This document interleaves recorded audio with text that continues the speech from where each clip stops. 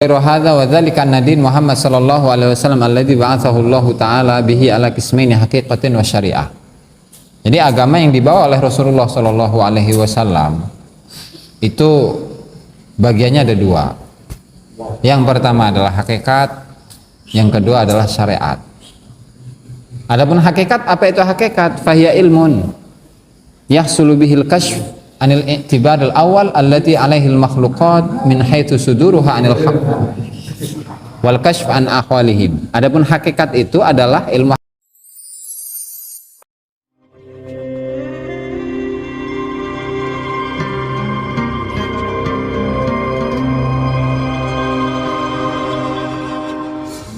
Bismillahirrahmanirrahim. Wassalatu wassalamu ala Rasulillah Muhammad ibni Abdullah wa ala alihi wa sahbihi wa mawalah wa la hawla wa la quwata illa billah. Amma ba'du, para hadirin pemirsa yang dimuliakan Allah Subhanahu wa taala. Wabil khusus Mama Rashid yang udah beberapa kali absen di Pondok Maaya, cuman tak hadir ngaji. Nyenjamu. Oh, nyenjamu. Mari kita lanjutkan pengajian kitab Al-Anwarul Qudsiyah karya Syekh Abdul Wahab Asy-Syaroni rahimahullah, dan kita sampai pada adab yang ke-39. Ringkasnya kemarin itu Mama, adab seorang murid itu dia harus membiasakan diri untuk menundukkan mukanya ke bawah, ke tanah, dan tidak tolah-toleh kanan kiri, untuk culak cilot gitu. Tujuannya apa? Tujuannya untuk mengurangi maksiat.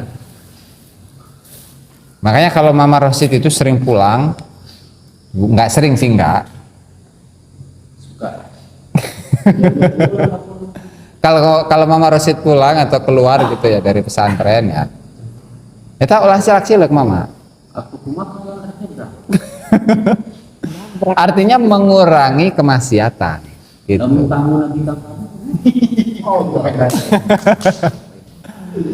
Intinya mengurangi kemaksiatan. Jangan sampai kita ini menjadikan itu sebuah alasan bahwa saya sedang menikmati makhluknya atau menikmati keindahan makhluknya Allah Subhanahu wa taala.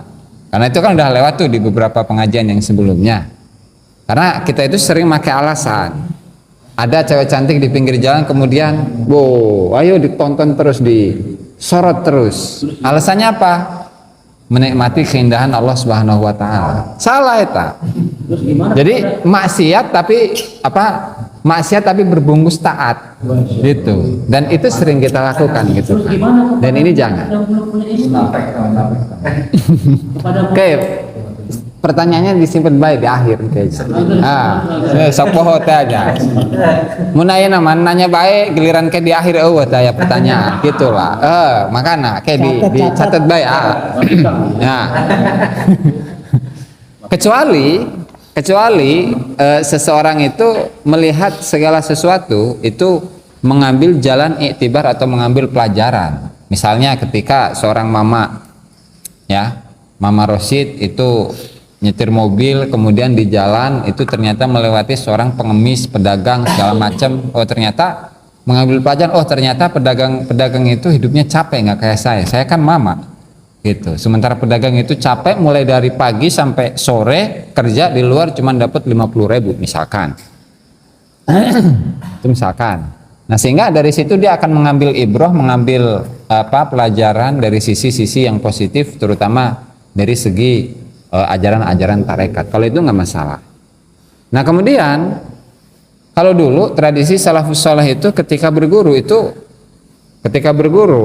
atau ditalkin dzikir atau dibaiat, atau di sini istilahnya akhdul ahad, mengambil perjanjian dengan seorang guru untuk taat kepada Allah taala, untuk mengamalkan dzikir kepada Allah Subhanahu wa taala. Itu kalau diajak ngobrol itu tidak pernah melihat wajah dari gurunya, tapi menundukkan muka. Ya, kenapa? Karena terkadang guru itu sedang Allah Subhanahu wa taala itu sedang bertajalli atau mentajalikan sifatnya Allah Subhanahu wa taala kepada guru. Sehingga ketika murid itu melihat wajah guru itu langsung bisa buta atau bahkan mati. Seperti kisahnya Syekh Abu Yazid Al-Bustami rahimahullahu taala dengan salah satu muridnya. Jadi kan kemarin Syekh Abu Yazid Al-Bustami itu ditanya oleh muridnya, "Wahai guru, saya itu pengen melihat Allah taala." Tuh kata muridnya. Kemudian kata Syekh Abu Yazid, "Nggak bisa, kecuali kalau kamu sudah kuat atau mampu untuk memandang diriku." Maka kata muridnya, "Enggak, wahai Syekh Abu Yazid, saya mau bisa, kuat, mampu untuk memandang wajahmu." Giliran keluar, dilihat oleh muridnya dan ternyata langsung langsung mati. Nah, dan itu merupakan salah satu bukti di mana para aulia, para arifin, ketika Allah Subhanahu wa taala mentajallikan salah satu sifat yang diantaranya adalah al-'azamah atau al-jalal, itu tidak bisa dipandang oleh orang yang sembarangan, karena kalau dipandang oleh orang siapapun itu yang tidak sesuai dengan makomnya, maka efek buruk itu akan menimpa dirinya.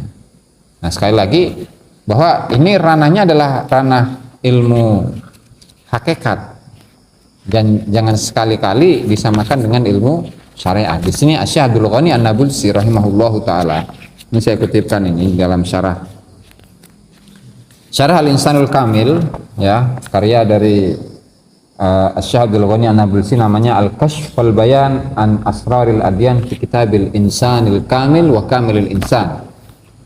Karya Syekh Abdul Ghani An-Nabulsi, di mukadimahnya beliau itu menjelaskan mengenai perbedaan antara ilmu syariat dengan ilmu hakikat. Tanya kan? Nah, makanya kudu diaji ya kitab iya. Mana ya?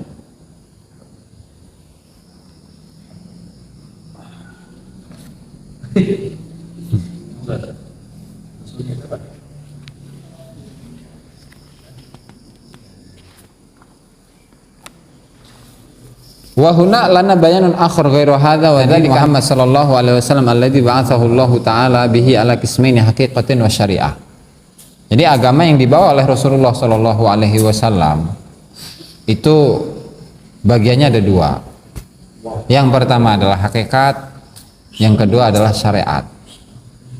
Adapun hakikat, apa itu hakikat? Fahiya ilmun yahsulu bihil kashf anil i'tibad al-awwal allati alaihi al-makhluqat min haitsu suduruha anil haqq wal kashf an ahwalihim. Adapun hakikat itu adalah sebuah ilmu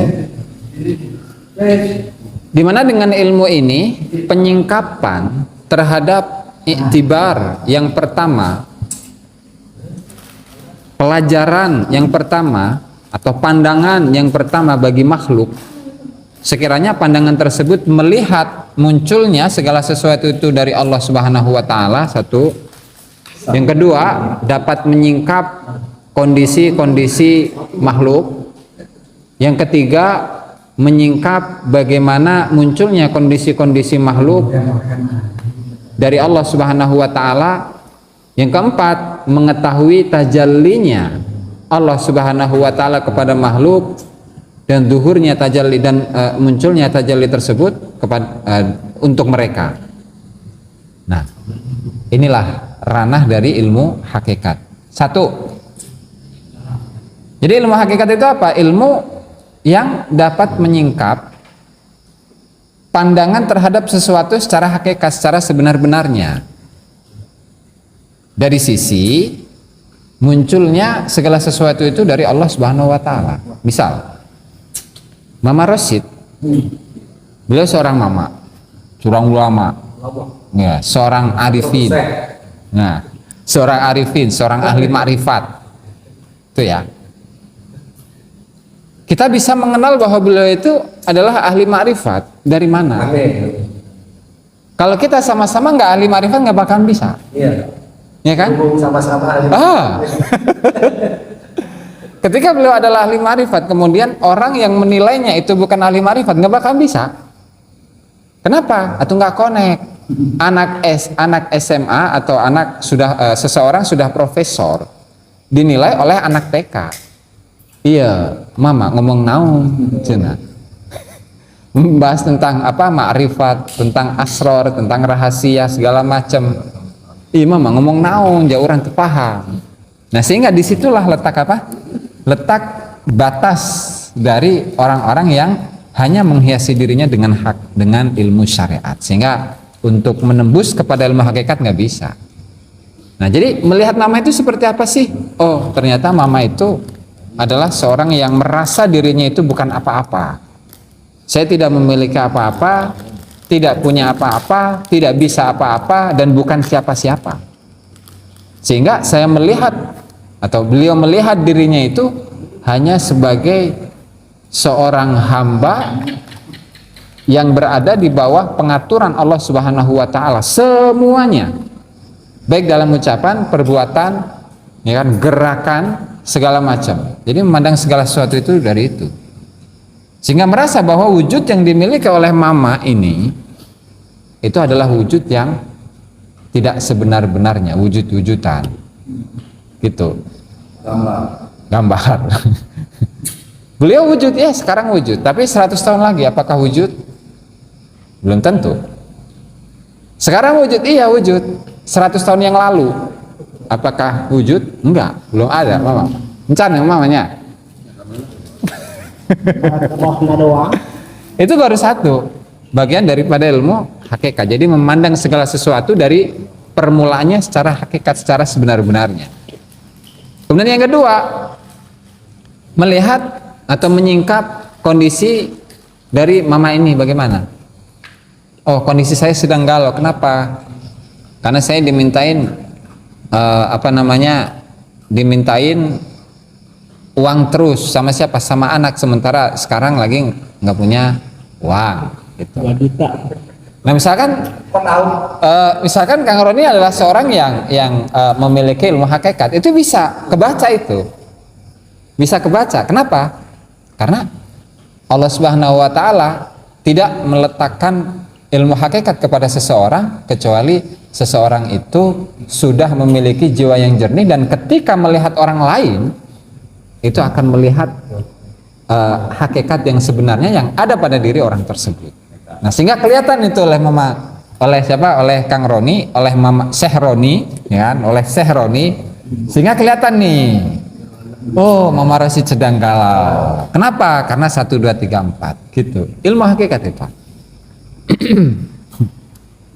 Dan seterusnya bela. Nah, yang bagiannya diantaranya itu ada tajalli, dan tajalli itu tadi yang kemarin yang digambarkan itu. Jadi bagaimana sih tajalli? Tajalli itu adalah penampakan wujud. Tapi penampakan ini itu bukan yang bukan sebenarnya, karena ini adalah yang nampak oleh kita. Ya, misalnya seperti cerita atau kisah dari Nabi Musa alaihi salam kan, yang kemarin semalam diceritakan. Allah Subhanahu wa taala itu bertajalli kepada gunung. Ya kan? Dan Allah sudah berpesan kepada Nabi Musa, "Ya Musa, lan tarani walakin inzur ilal jabali fa in istaqarra makanahu fasawfa tarani." Lihatlah wahai Musa kepada gunung. Ketika gunung itu masih tetap pada tempatnya, maka engkau akan melihatku. Tetapi ketika gunung ini sudah tidak pada tempatnya, maka engkau tidak bisa melihatku. Dan ternyata apa yang terjadi? Allah Subhanahu wa taala mentajallikan salah satu dari asma atau sifatnya Allah Subhanahu wa taala kepada gunung. Ternyata gunung itu goncang dan hancur. Maka ketika Nabi Musa melihat penampakan tersebut, pingsan langsung. Pertanyaannya, apakah gunung itu Allah Ta'ala? Itu bukan. Karena apa? Allah bertajalli. Allah memperlihatkan kepada Nabi Musa, memperlihatkan keagungannya kepada Nabi Musa melalui gunung. Nah, itu adalah sekilas dari gambaran tajalli. Sebagaimana para nabi dan para rasul itu, mereka itu umur atau kehidupannya itu terbatas, otomatis mereka memiliki generasi-generasi penerus. Siapa mereka? Para arifin, para aulia, orang-orang yang ma'rifat, orang-orang kekasih Allah Subhanahu wa taala. Mereka atau sebagian dari mereka itu pun itu bisa menyaksikan apa yang disaksikan oleh para nabi dan para rasul. Tuh. Nah, diantaranya Itu yang dialami atau yang dialami oleh Syekh Abu Yazid Al-Bustami pada kisah tadi malam. Gitu. Itu sedikit tentang ilmu hakikat. Nah, itu ilmu hakikat. Karena melihat segala sesuatu secara kenyataannya. Berarti menyingkap segala sesuatu ya yang tidak diketahui oleh orang lain itu dikatakan sebagai ilmu hakikat. Itu satu. Nah, kemudian yang kedua, amma syariah, adapun syariat itu adalah ilmun yahsulu bihi ma'rifatul a'malis shalihah wa ghairis shalihah.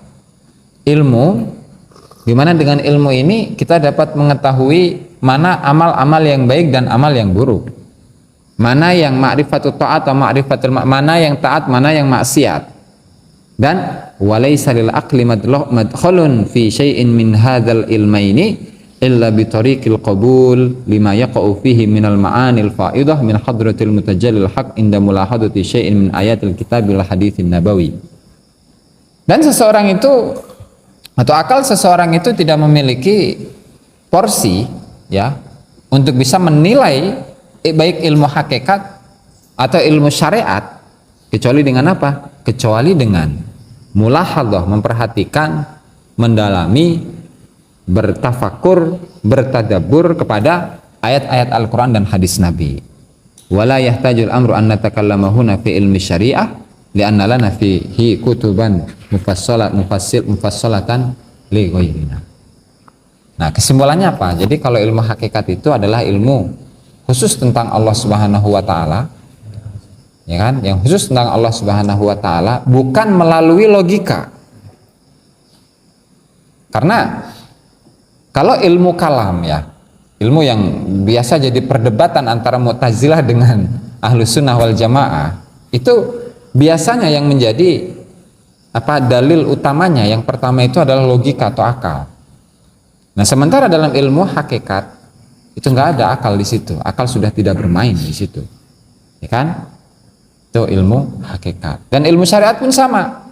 Jadi nggak bisa kita mengatakan bahwa Mama Rosid duduk sambil ngerokok sambil ngaji haram, nggak bisa. Kecuali ada dalil yang menunjukkan hal itu, baik dari ayat atau Quran. Nah, itu intisari yang kemudian bercabang kepada ijma, qiyas dan seterusnya. Nah, itu cabang. Nah, kalau yang Al-Quran dan Sunnah itu intisari. Ada pun yang lainnya mau ijma, mau qiyas, istihsan, masalah mursalah, ada muhakamah dan seterusnya, itu cabang. Itu, dan semuanya dikembalikan kepada Al-Quran was Sunnah gitu. Nah, jadi sedikitnya ya kita ada gambaran lah mengenai bahwa tajalli itu seperti itu, dan tajalli itu merupakan bagian daripada ilmu hakikat. Nah, berarti kalau bertarekat nggak bisa kita ini mengarahkan tarekat untuk dapat rokok, saya dikir untuk dapat rokok, itu nggak bisa. Nggak bisa. Kenapa? Tujuannya bukan ke sana bertarekat itu. Tujuannya adalah mendapatkan atau memiliki ilmu hakikat, mengenal tentang Allah Subhanahu wa taala, kerap kepada Allah taala, cinta kepada Allah taala. Kalau dikaitkan dengan duit, dikaitkan dengan kopi atau rokok, nggak tuh dah cek Syekh Abdul Qadir Al-Jilani itu dia adalah orang yang musyrik, orang yang munafik. Kenapa? Karena membungkus tarekat dengan apa? Dengan bangkai, gitu. Sehingga ya mudah-mudahan kita nggak termasuk golongan orang-orang yang membungkus tarekat dengan duniawi. Amin. Itu ya. Itu kisah dari siapa? Syekh Abu Yazid Al-Bustami dan keterangan dari Syekh Abdul Ghani An-Nablusi rahimahullahu taala di dalam kitab Syarah Al-Ihsanul Kamil.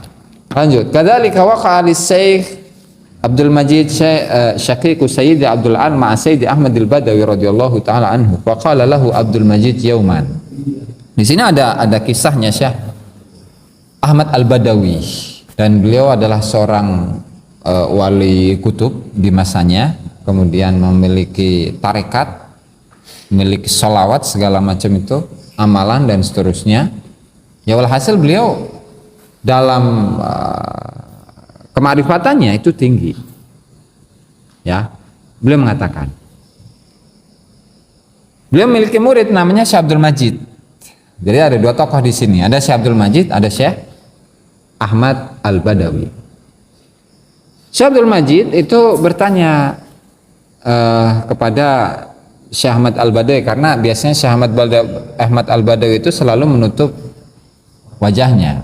Jadi kemarin yang menggunakan apa itu tailasan tanya atau alburnus. Jadi sorban atau selendang itu dipakaikan ke kepala sehingga nggak kelihatan. Jadi bukan kayak cadar, bukan, karena laki-laki. Jadi beliau itu memasangkan sorbannya sampai mukanya nggak kelihatan gitu tuh. Jadi yang terlihat tuh cuma segini doang itulah. Nah, jadi mulutnya doang yang kelihatan gitu. Nah, kata Syekh Abdul Majid kepada Syekh Ahmad Al-Badawi, maksudi tarfa'ul lithamain hatta ara wajhak. Saya pengen melihat Saya memiliki keinginan agar engkau itu membuka penutup mukamu, penutup wajahmu atau penutup kepalamu. Hatta ara wajhak, sehingga saya bisa melihat wajahmu, wahai Syekh Ahmad Al-Badawi. Faqala ya Abdul Majid, kullu nadratin taqtul. Wahai Abdul Majid, ketahuilah bahwasanya setiap pandangan itu bisa membunuh. Setiap pandangan itu bisa membunuh. Kok bisa? Kata beliau, faqala nafsi bidzalika thayyibah. Ya enggak apa-apa. Secara rela terbunuh, ketika saya memandang wajahmu, meskipun setelah itu terbunuh, enggak masalah. Ridho, ikhlas. Para fa Sayyidi Ahmad Al-Lithama an wajhi. Terus dibukalah penutup kepala beliau. Ya. Kemudian dilihat oleh Syekh Abdul Majid, dan ternyata apa? Fakharra Sayyidi Abdul Majid mayyitan liwaqti. Setelah itu langsung maut, langsung meninggal itu Syekh Abdul Majid. Kenapa? Tadi. Karena Syekh Ahmad Al-Badawi, kemarifatan beliau atau kualitas kerohanian yang beliau begitu tinggi, sehingga apa? Allah Subhanahu wa taala mentajallikan salah satu atau sifat-sifatnya Allah Subhanahu wa taala ditajallikan kepada Syekh Ahmad Al-Badawi, sehingga orang lain itu tidak mampu untuk melihat wajah beliau. Karena kalau dilihat oleh banyak orang, maka semuanya akan pada meninggal. Gitu, seperti tadi Nabi Musa aja sampai pingsan. Ini seorang nabi, seorang rasul, apalagi manusia biasa, tumal kuat. Gitu. Hakada hakali Syekhuna Muhammad Asy-Syanawi. Kisah ini diceritakan oleh guru beliau, yaitu Syekh Muhammad Asy-Syanawi, salah seorang guru thariqah. Nah, itu dua kisah udah tuh mengenai tajallinya Allah Subhanahu wa taala kepada para arifin. Wa haka Syekh Muhyiddin Ibnu Arabi rahimahullahu taala anna Syekh Aba Ya'za Al-Maghribi kana la yaqa'u basaru ahadin alaihi illa amya liwaqtih. Ada seorang ulama, seorang aulia arifin yang namanya Syekh Abu Ya'za Al-Maghribi, dan beliau adalah salah satu dari muridnya Tuan Syekh Abdul Qadir Al-Jilani. Syekh Abu Ya'za ini ya.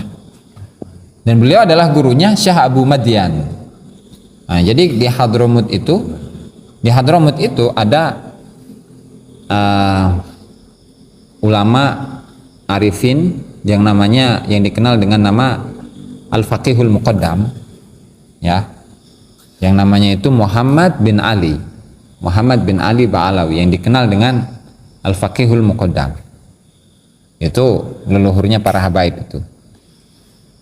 Beliau itu berguru kepada ini Syekh Abu Madyan yang sekarang diceritakan.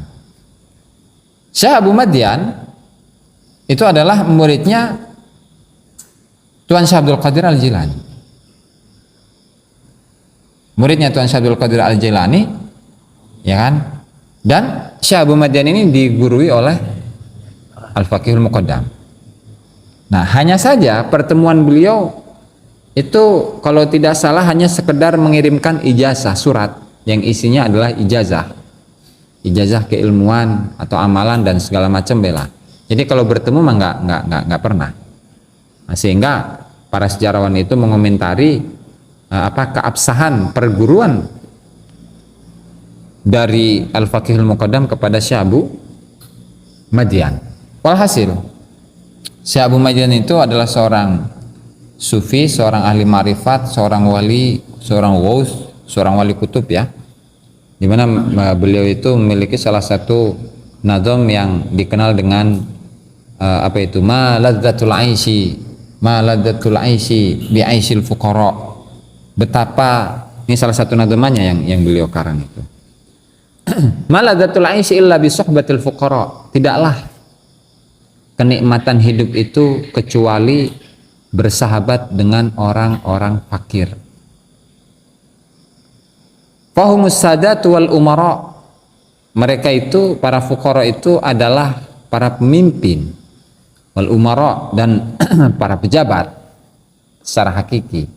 Kemudian fuqara itu siapa sih? Apakah fuqara itu orang yang nggak punya duit, yang nggak punya duit untuk beli rokok, untuk beli kopi nggak punya? Bukan. Tapi fuqara itu seperti yang di sini adalah seseorang yang apa namanya, sudah memiliki maqam al-faqr. Artinya dirinya sudah tertanam dalam dirinya ini sangat membutuhkan Allah Subhanahu wa taala. Makanya Tuan Syekh Abdul Qadir Al-Jilani sudah pernah diceritakan juga sebenarnya. Pintu menuju Allah Subhanahu wa taala kan banyak. Ada syukur, ada wara, ada khauf, ada roja, ada mahabbah, ada ini itu dan seterusnya. Ternyata pintu-pintu itu banyak. Dan beliau ternyata menemukan salah satu pintu itu sepi, nggak ada orangnya. Apa? Fakir. Nah, sehingga pintu atau dasar utama dalam thariqah Qadiriyah itu adalah memiliki rasa fakir, memiliki rasa orang yang sangat membutuhkan terhadap bantuan Allah Ta'ala, terhadap cinta Allah Ta'ala, terhadap ridha Allah Ta'ala, dan seterusnya. Jadi bukan fakir-fakir versi fikih. Nah, jadi berguru atau bersahabat dengan mereka para fuqara itu adalah kehidupan yang sangat membahagiakan bagi Syekh Abu Madian. Gitu tuh, karena menjelaskan tentang nadumnya beliau itu kan, ma ladzatul aisy illa bi suhbatil fuqara fahumus sadatu wal umara. Nah, kalau nggak lupa, ada yang kelewatan itu mah. Walhasil ada dua guru, yaitu yang satu namanya Syekh Abu Ma'za. Ya, Abu Ya'za, maaf, Abu Ya'za, dan beliau adalah salah satu dari murid Tuan Syekh Abdul Qadir Al-Jilani. Beliau punya murid juga yang namanya Syekh Abu Madian. Jadi dua tokoh ini sama-sama berguru kepada Tuan Syekh Abdul Qadir Al-Jilani. Hanya saja yang satu senior, satu junior gitulah kurang lebihnya. Sehingga setelah Tuan Syekh itu meninggal, maka Syekh Abu Madian berguru kepada Syekh Abu Ya'za. Dan Syekh Abu Ya'za ini tidak pernah dilihat oleh seorang pun kecuali orang yang melihatnya itu langsung buta, otomatis. Jadi misalkan seorang mamorosid itu memiliki makom yang tinggi di sisi Allah Subhanahu wa taala. Kan? Kemudian apa? Allah Subhanahu wa taala mentajallikan sifat atau isimnya Allah Subhanahu wa taala kepada beliau. Ya, akhirnya beliau kasihan kepada orang yang di sekitarnya. Kasihan. Kasihan kepada orang di sekitarnya, sehingga apa? Sehingga beliau itu selalu menutupi kepalanya. Menutupi kepalanya dan wajahnya nggak kelihatan oleh orang lain. Sehingga kalau jalannya gini udah. Kalau nggak, beliau berada di ruangan aja gitu. Kalau marah setan helm gimana? Nggak kelihatan tuh, aman gitu mah. Dan ternyata pada suatu hari murid beliau yang namanya Syekh Roni ini, Abdullah Sahroni, ya, itu kepo, Mama Rasid. Saya tuh ini penasaran. Jadi wajah Mama Rasid itu sehebat, seganteng apa sih? Wow. Sehingga ketika saya ingin tawasul atau ingin tawajuh, ingin zikiran, pengen robitoh kepada Mama Rosi, gitu. Akhirnya apa? Ya udah, kalau kamu pengen lihat, tapi siap-siap ya, kamu itu akan buta melihat wajah saya. Dibukalah oleh Mama Rosi, gitu kan. Dan akhirnya ketika Syekh Abdullah Sahroni itu memandang wajahnya Mama Rosid, eta langsung buta itu. Karena apa? Karena tadi pancaran dari tajallinya sifat Allah Subhanahu wa taala kepada beliau. Sehingga karena Syekh Abdullah Sahroni ini belum mencapai makom Mama Rosid, sehingga ketika melihatnya tuh buta, nggak kuat ini. Jadi ibarat apa, materi-materi yang biasa dipelajari di kalangan S3 ini dikasihkan kepada anak SMA atau engap batur mah. Gitu. Jadi nggak kuat. Ya, makanya kata beliau, kana la yaqau basaru ahadin alaihi illa amya liwaqti. Ya. Tidaklah seseorang itu melihat atau pandangan seseorang tidaklah jatuh kepada wajah beliau kecuali orang yang melihatnya akan buta. Saat itu juga qala wa mimman ra'ahu fa amya asy-Syekh Abu Madyan. Dan di antara seseorang yang melihat wajahnya Syekh Abu Ya'za ini adalah Syekh Abu Madyan.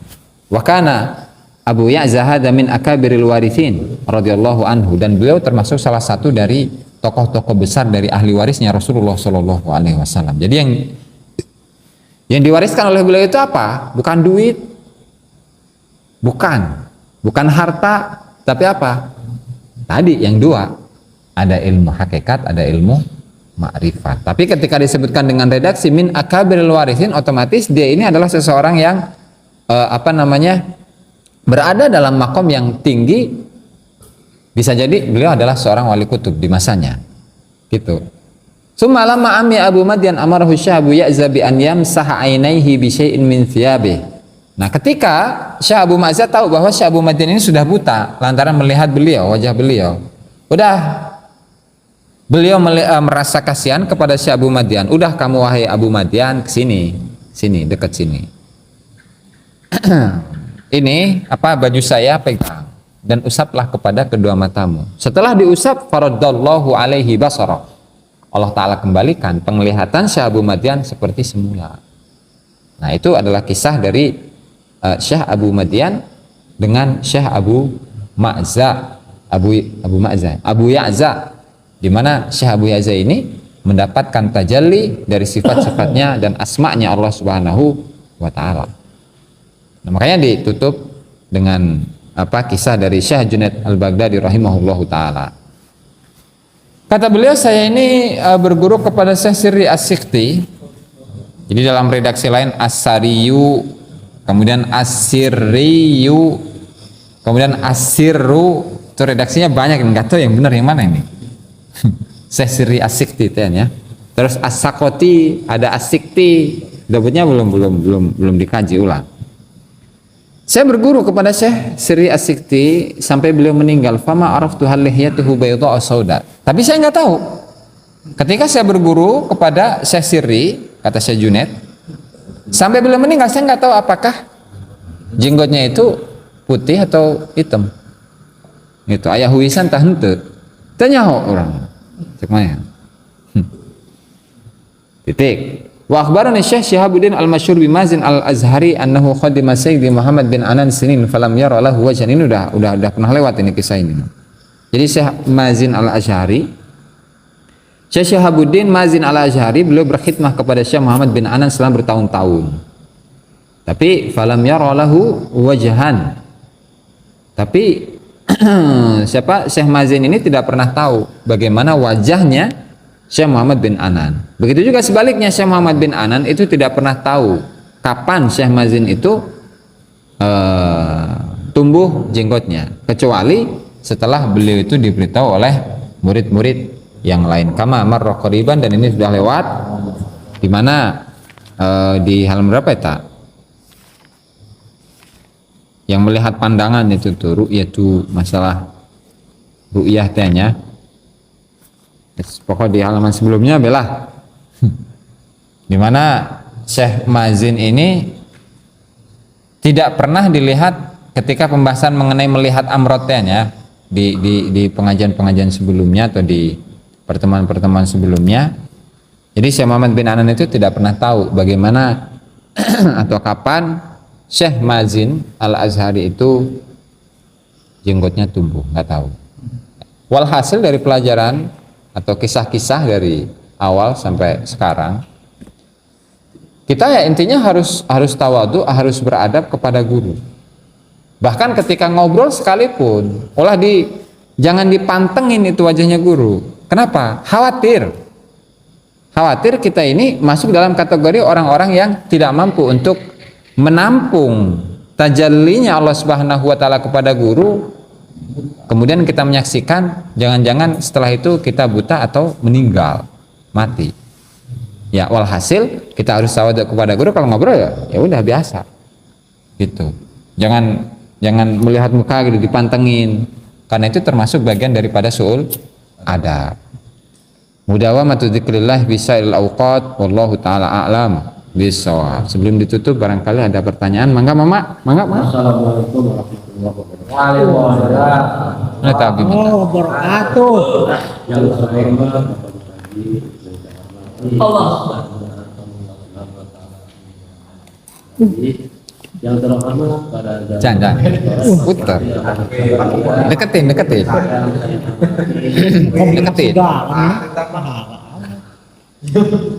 Masuk kamera. Mangga Mama. Jadi begini tadi. Ini masalah puasa. Puasa kan ada masalah apa tuh tadi? Menjaga pandangan. Menjaga pandangan kepada sang guru kan ya. Ya. Lah, lama-lama. Nah, lanjut. Yang saya tanyakan, ini bagaimana kepada murid yang statusnya tidak punya istri? Tidak punya istri apa tidak punya suami ya? Tidak punya istri. Atau Buddha ya. Waktu ngebadek di dia mah. Terus. Kemana kita? Terus ternyata harus menjaga pandangan. Terus gimana itu cara si Buddha itu untuk mendapatkan calon istrinya? Iya. Siap. Tos gitu doang satu doang. Sebetulnya gimana cara jadi sempurna? Kan sebetulnya ini harus di ini jero.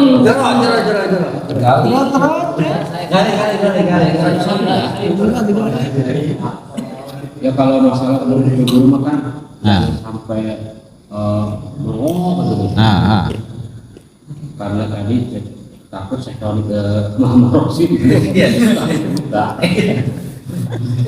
Yang saya tanyakan itu bagaimana kepada santri atau selain santri, di santri aja khususnya ya, ketika beliau mencari calon sang istri, nah itu kan Harus melihat. ya kecantikannya, tingkah lakunya, akhlaknya. Terus contoh, saya santri, saya dapat kodenya warna selatan dia, peweknya. Suka di akunnya. Ini calon istri saya. Maka saya suruh pilih. Beda konteks Pak. Iya boleh. Lanjut. Itu bagaimana itu saya? Untuk mengetahui diri si calon istri, saya kasih nama Duda loh. Awas ciri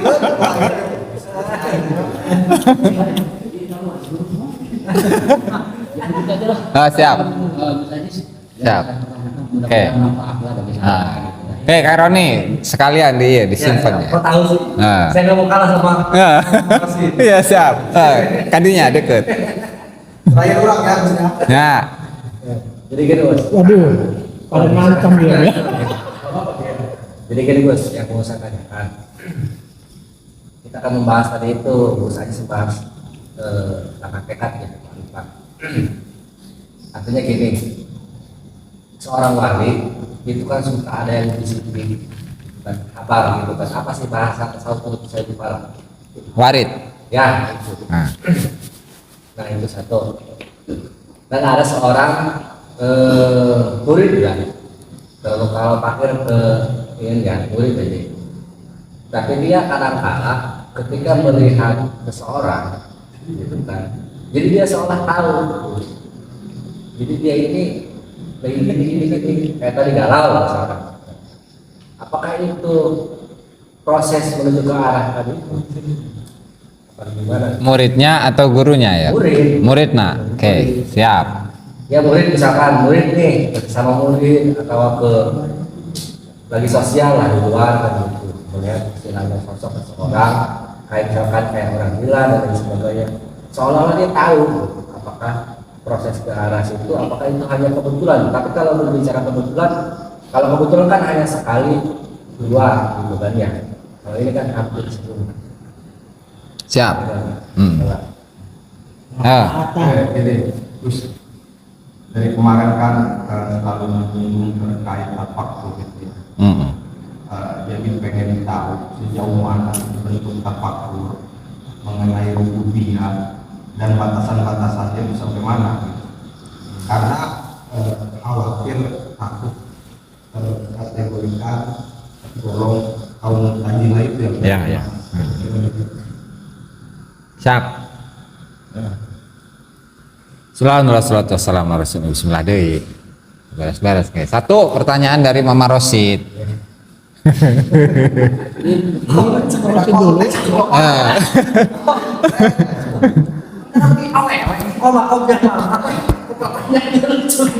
Jadi ini adalah proses menuju Allah Subhanahu wa taala. Sehingga pendidikannya itu lebih dari sekedar pendidikan dari tentara. Kalau tentara kan tegas tehnya, alabatan sebenarnya lebih parah. Kenapa? Karena aturannya yang sangat-sangat luar biasa lah, berat lah cek urang teh.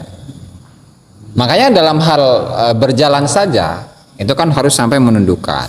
Walhasil bagaimana ketika seseorang itu pengen menikah, yang dimana dia harus berkenalan, kan? Harus dekat, tahu bagaimana sifatnya segala macam. Atau terserah Mama Rosid mau menggunakan pandangan yang mana ini? Pandangan ilmu syariat atau pandangan dari ilmu tarekat. Kalau tarekat seperti ini tadi. Kalau syariat ya berarti boleh-boleh saja. Kalau tarekat itu sudah tidak melihat itu lagi, Mama. Sudah tidak melihat itu lagi. Misalkan ketika guru sudah menawarkan saya, Kang Roni, guys, nikah bae jeung Juminten gitu.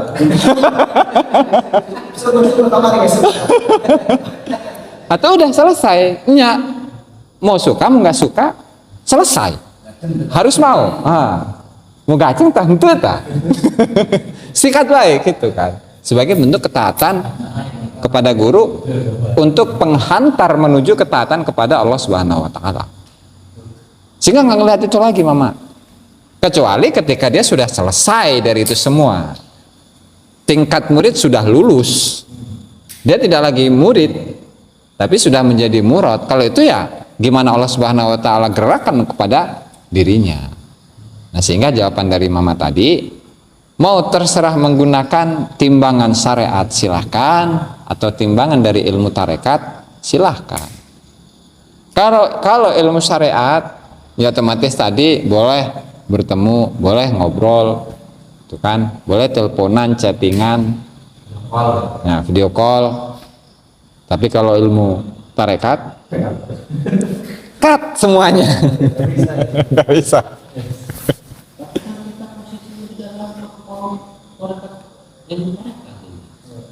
Atau iya, kalau mau pakai standar ilmu tarekat, berarti sesuai dengan ini dong, gitu, sesuai dengan aturan.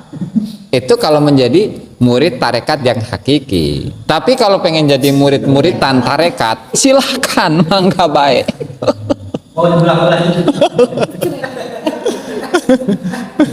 Gitu, Mama.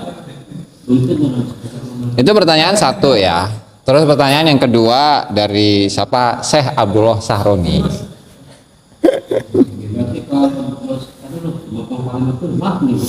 Belum berat.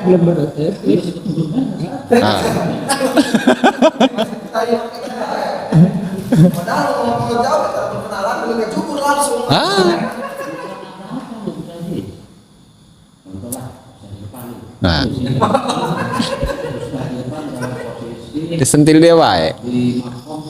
Ah.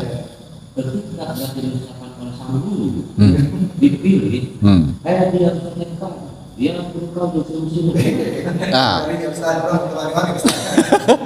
Atau kembali kalau diri beliau sendiri, gitu kan, mau menggunakan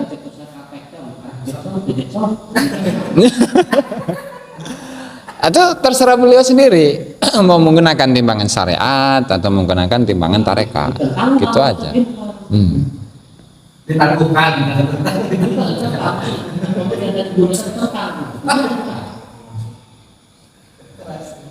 Atau nggak jadi murid nantinya.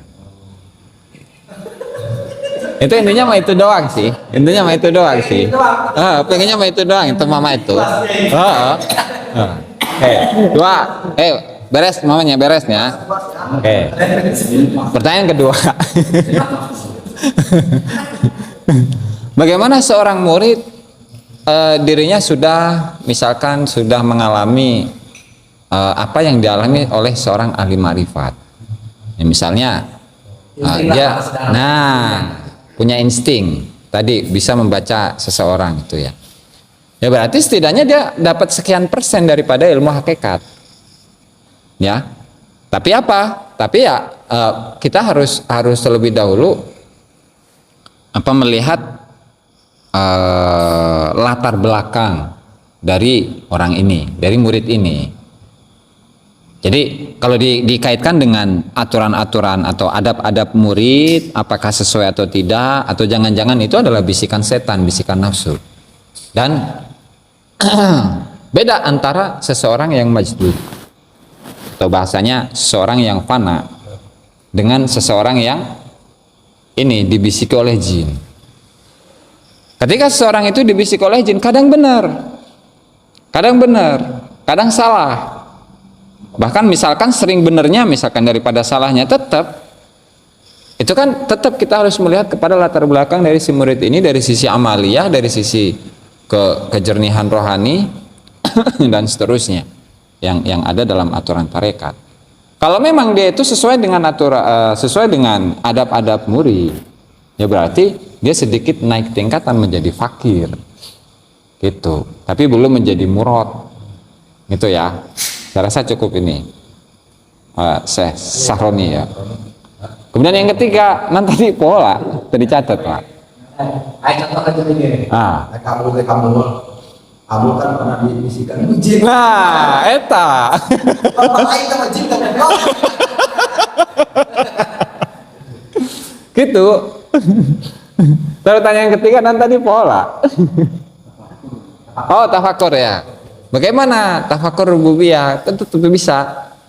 Tidak bisa. Nggak bisa Allah Ta'ala kita tafakuri, nggak bisa. Karena apa? Tadi masuk dalam apa yang disampaikan oleh Syekh Abdul Ghani An-Nabulsi tadi, bahwa akal itu tidak memiliki porsi untuk mendapatkan bagian dari ilmu hakikat atau ilmu syariat, kecuali dari kitab dan sunnah atau penafsiran-penafsiran dari keduanya. Makanya tafakkaru fi khalqillah wa la tafakkaru fi dzatillah. Boleh bertafakkur kepada makhluk Allah, ciptaan Allah, tapi tidak boleh tafakkur kepada zat Allah. Fatahlaku, maka kalian akan hancur ketika mentafakuri zat Allah Subhanahu wa taala. Nah, sehingga bagaimana untuk bisa mengenal Allah Subhanahu wa taala? Tadi yang pernah dijelaskan itu. Antara amaliyah dengan modal keilmuan itu harus seimbang. Ya, zikir menzikir, kemudian diimbangi dengan apa? Pengetahuan, ngaji. Soalnya kalau tanpa itu, dia khawatirkan dia itu akan menjadi seseorang yang sesat, nggak usul ke Allah Ta'ala. Betapa banyak kita itu sering melihat orang-orang yang khalwat tapi hatinya kosong, gitu. Dan bukan dia usul ke Allah Ta'ala, tapi usul kepada jin dan iblis setan. Meskipun dia misalkan dia merasa bahwa roh saya itu berpindah kemana-mana gitu kan. Jadi misalnya penebusan latifah atau penebusan muraqabah, misalnya ada keterangan latifah itu ketika menebus latifah qalbi, maka akan ada aura kuning. Jadi dia berhayal menunggu nih zikir Allah Allah Allah Allah Allah Allah, tapi pengen dapat cahaya kuning. Faedahnya apa? Padahal itu adalah bahasa isyarat. Jadi kuning itu menunjukkan apa, hijau menunjukkan apa, ada apa istilahnya, penafsirannya sendiri gitu. Kalau iya semuanya sama. Jadi ada ininya, ada keterangannya itu di Fathul Arifin itu, bahwa auranya berwarna kuning, auranya berwarna hijau. Kalau latifah qalbu warnanya kuning, latifah hijau artinya ini gitu. Nah, dan yang ditunggu oleh seorang murid ketika melaksanakan latifah itu bukan agar hatinya itu jernih, tetapi menunggu itu. Menunggu auranya kuning, karena cahaya kuning yang dia gambarkan adalah cahaya kuning. Padahal apa cahaya kuning itu? Kehati-hatian diantaranya itu. Ya, artinya bagaimana sih ketika kita itu berada di lampu hijau perapatan, kan ada lampu kuning, apa itu? Hati-hati, hijau, jalan, merah, stop. Begitu juga dalam perilaku kita. Sehingga artinya ketika seseorang itu sedang melaksanakan latifah qalbi, ya dia harus berhati-hati dalam semua hal gitu, tak? Dalam hal makanan, dalam hal keyakinan, dalam hal perbuatan segala macam, ucapan, itu maksudnya. Bukan hanya menunggu, oh saya likir latifah di tempat yang gelap. Kemudian cahaya kuning. Jadi gitulah, dia khawatirkan gitu ketika tidak ada keseimbangan antara keilmuan dengan apa? Dengan amaliyah gitu. Dah nggak ada yang lain. Untuk kalangan kita kapan ya? Kapan waktunya untuk bertafakur yang penciptaan itu, bukan kemudian kan? Di setiap waktu. Di setiap waktu kita mesti bertafakur. Makanya yang pembahasan kemarin malam itu, boleh seseorang itu tidak toleh-toleh kanan kiri atau ke depan, tapi niatnya adalah untuk iktibar, melihat misalnya seseorang yang pengemis kemudian dengan anak-anaknya dia nggak pernah mandi segala macam, apa pelajaran yang diambil dari situ? Kan tafakur. Melihat misalnya Mama Rosid yang ini lagi jeleknya nih, lagi julid ke Syekh Roni misalnya. Wah, julid, hasud, dendam segala macam. Oh tafakur, oh ternyata seperti ini ya gambaran dari seseorang yang memiliki sifat-sifat yang buruk, sehingga akan kita introspeksi sehingga kita tidak akan melakukan hal yang sama beliau lakukan. Gitu. Contoh ya Mama. Tapi kalau tafakur yang masuk ke kriteria tafakur sa'atin itu yang mana? Tafakkur sa'atin itu ucapan dari Imam Syafi'i. Tafakkur sa'atin khairun min ibadati sab'ina sanah, kalau nggak salah. Perkataan dari Imam Syafi'i itu tafakur yang untuk menuju cinta kepada Allah Ta'ala. Jelas itu mah, jelas. Nggak ada yang lain. Ningali nubuhan, Ya. tafakur. Kalau kita Atau tinggal bungkusnya apa? Maksiat dibungkus taat atau gimana itu kan? Tidak dengan nafsu, dengan sendirinya gitu. Dengan segala berhubung ngomong ayah kan peruntukan jadi dulu salah jadi dulu apa jadi dulu gitu dibalikin dengan tempat kuring Gimana nanti masing-masing teman? tuh lamun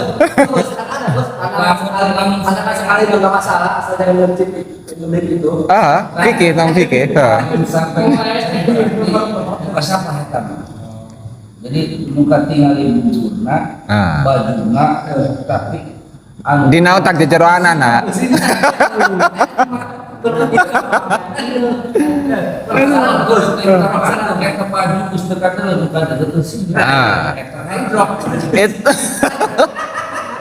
Itu berarti pikiran juri. Kasih berarti ya. Wallahu ta'ala a'lam. Inilah para hadirin pengajian pada malam hari ini, mudah-mudahan bermanfaat bagi kita semua dan semoga kita bisa mengamalkannya. Amin ya rabbal alamin. Wassalamualaikum warahmatullahi wabarakatuh. Assalamualaikum warahmatullahi wabarakatuh.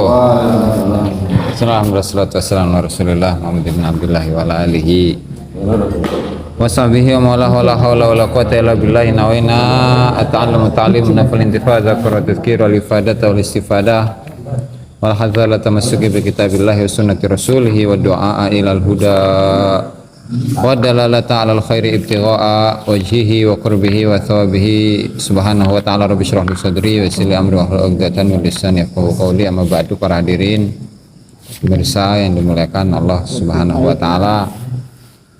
Mari kita lanjutkan pengajian kitab Al-Anwarul Qudsiyah fi Ma'rifati Qawaidis Sufiyah.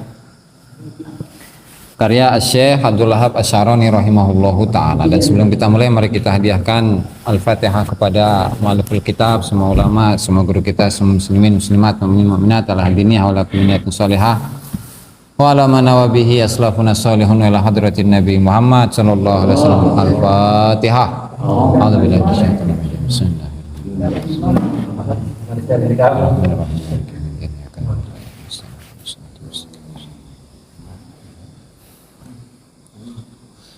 Qala al-musannif Syekh Abdul Wahab Asy-Syarani rahimahullahu taala fi kitabih Al-Anwarul Qudsiyah ila an qala wa kadzalika waqa'a li sayyidi li Syekh Abdul Majid Syaqiq Sayyidi Abdul Al ma'a Sayyidi Ahmad al-Badawi radhiyallahu anhu faqala lahu Abdul Majid yawman wa kadzalika lan kaya mengkono-mengkono Syekh Abu Yazid Al-Bustami waqa'a terjadi tumibo di Syekhi Abdul Majid, kedua Syekh Abdul Majid rupanya Syaqiqi Sayyidi Abdul Al, dulur lanange Tuan Engsun Syekh Abdul Al ma Sayyidi Ahmad Al-Badawi yang dalam sartani Tuan Engsun Ahmad Al-Badawi radhiyallahu anhu. Ya Abdul faqala mengko ngucap sapa Ahmad Al-Badawi, ya Abdul Majid, Abdul Majid, kullu nadratin utawi saben-saben paninggalan, penglihatan iku taktulu iku mateni apa nadrah. Faqala mangko ngucap sapa Abdul Majid, nafsi utawi awak dhewe ingsun bidzalika kelawan mengkono-mengkono nadrah iku thayyibatun iku bagus. Farafa mangko ngangkat sapa Sayyidi Ahmad Tuan Engsun Syekh Ahmad Al-Badawi al-lithama ing penutup an wajhihi saking wajahe Syekh Ahmad Al-Badawi. Fakharra mangko tumiba sapa Sayyidi Abdul Majid mayitan hale maut li waqtihi maring waktune Syekh Abdul Majid. Wa hakadzal kaya mangkene haka nyritakaken li kedua Engsun sapa Syekhuna guru kita Muhammad Asy-Syanawi rupane Syekh Muhammad Asy-Syanawi. Titik. Wa hakalan nyeritakan sapa Syekh Muhyiddin Ibnu Arabi anna Syekh Aba Ya'za ing temestune Syekh Abu Ya'za Al-Maghribi kana iku ana sapa Syekh Abu Ya'za iku layaqau iku ora tumiba basaru ahadin apa paningalane wong siji alaihi ing atase Syekh Abu Ya'za Al-Maghribi liwaq illa amiya angin buta angin picak sapa ahad liwaktihi maring waktune ahad. Qala ngucap sapa Syekh Muhyiddin Ibnu Arabi wa mimman ra'ahu wa mimman lan ikutub saking wong ra'ahu kang ningali sapa man ing Syekh Abu Ya'za fa amiya mongko buta sapa man iku Syekh Abu Madian rupane Syekh Abu Madian. Wa kana ana sapa Syekh Abu Ya'za hadza iku min akabiril warithin ikutub saking pira-pira panggedene pira-pira ahli waris radhiyallahu anhu. Tsumma mengkono nuri lama amiya tatkalane buta sapa Abu Madian sapa Syekh Abu Madian amarahu perintahkan ing Abu Madian sapa Syekh Abu Ya'za bi an yamsaha kelawan yen to ngusap sapa Abu Madian ainaihi yang mripat lorone Abu Madian bi syai'in kelawan suji-wiji min thiyabi saking klambine Syekh Abu Ya'za fa fa'ala mongko gawe sapa Syekh Abu Madian faradda mongko balikaken sapa Allahu Allah alaihi ngatas Abu Madian basarahu ing paningalane Syekh Abu Madian. Wakana sapa Al-Junaid Imam Junaid Al-Baghdadi radhiyallahu taala anhu iku yaqul sahibtu iku ngancani atau geguru sapa ingsun asri ing Imam Sirri ilaan mata tumeka yen temot sapa Syekh Sirri. Fama araftu maka ora sapa ingsun hal lihyatuhu eta lain sanes tak marbutahnya hak eta mah hal ana ta lihiyatuhu utawi jenggote Syekh Asirri iku baydau putih au saudau utawa ireng. Wa khabarani lan nyeritaken ingsun sapa Syekh Syihabuddin al-masyhur Bimazin al-Asy'ari kang den kenal Bimazin kelawan Syekh Mazin al-Asy'ari annahu temen setuhune Syekh Mazin iku khadimah khidmah sapa Syekh Mazin Sayyidi Muhammad bin Anan sinina ing dalam pira-pira tahun. Falam yara mengkara ningali sapa Syekh Mazin lahu maring Syekh Muhammad bin Anan wajahan ing wajah. Pakadzalika lan kaya mengkono-mengkono Syekh Mazin kadzalika syekh lam ya'lam wa kadzalika kaya mungkin Syekh Mazin sapa asy-syekhu utawi Syekh Muhammad bin Anan iku lam ya'lam ora weruh sapa Syekh Muhammad bin Anan bitulu ilahiyati Syekh Mazin kelawan tulu ilahiyati Syekh mana tadi kelawan cukule jenggote Syekh Mazin illa minan nas angin saking menungso kama kaya dene barang maro kang lewat apa mah qariban ing dalem wektu kang parek wallahu a'lam. Mudawamatu dzikrillah fi sairil awqat. Subscribe, like dan komen di bawah ini. Nah, jika teman-teman ada unek-unek, ada pertanyaan dan lain sebagainya, silahkan tinggalkan pesan di kolom komentar di bawah ini. Terima kasih sebelumnya.